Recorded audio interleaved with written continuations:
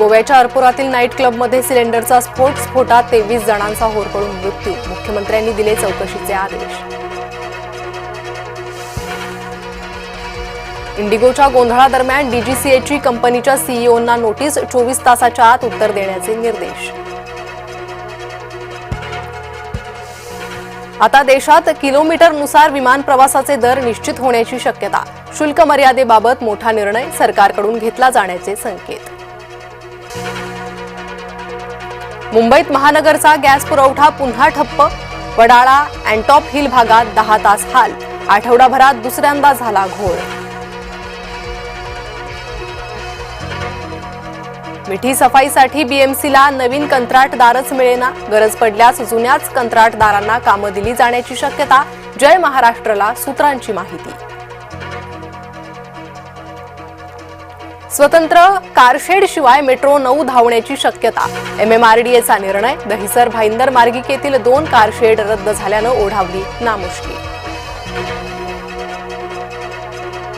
लोणावळा यार्डातील रेल्वेच्या कामासाठी मध्य रेल्वेचा विशेष ब्लॉक. डेक्कन क्वीन, सिंहगड, प्रगती एक्सप्रेससह 10 गाड्या आज रद्द.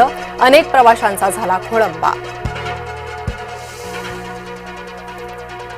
संभाजीनगरच्या तब्बल 14,000 नावे एकसारखीच. प्रभाग 8 मधील मतदारांचं प्रभाग 19 मध्ये सत्ताधाऱ्यांकडून जबरदस्तीनं स्थलांतर. उबाठा गटाचा गंभीर आरोप. प्रगतीनंतरही आरक्षण न्याय कसे? माजी सरन्यायाधीश न्यायमूर्ती भूषण गवई यांनी ठेवलं मर्मावर बोट. सर्वोच्च न्यायालय सामान्य माणसासाठीच. सरन्यायाधीश सूर्यकांत यांनी केलं अधोरेखित.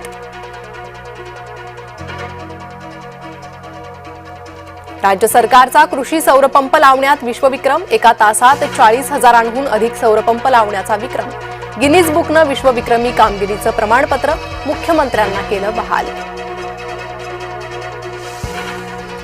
सीमा शुल्क रचनेत सुधारणा करणार अर्थमंत्री सीतारामन यांची माहिती.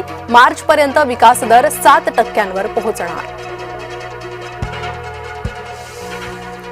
उद्यापासून उपराजधानीत हिवाळी अधिवेशन रंगणार. मुंढवा जमीन घोटाळा, नाशिक वृक्षतोडीचे पडसाद उमटण्याची शक्यता. विधिमंडळात सरकारची लागणार कसोटी.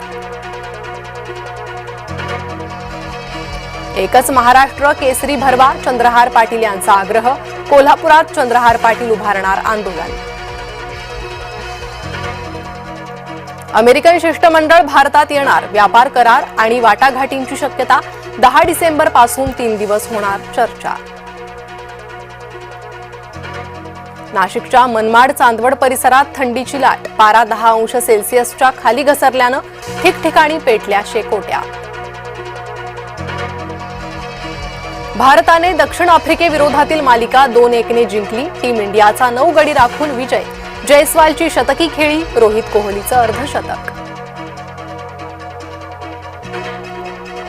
आगामी T20 मालिकेसाठी गिलला हिरवा कंदील. गिल तंदुरुस्त असल्याची बोर्डाची माहिती.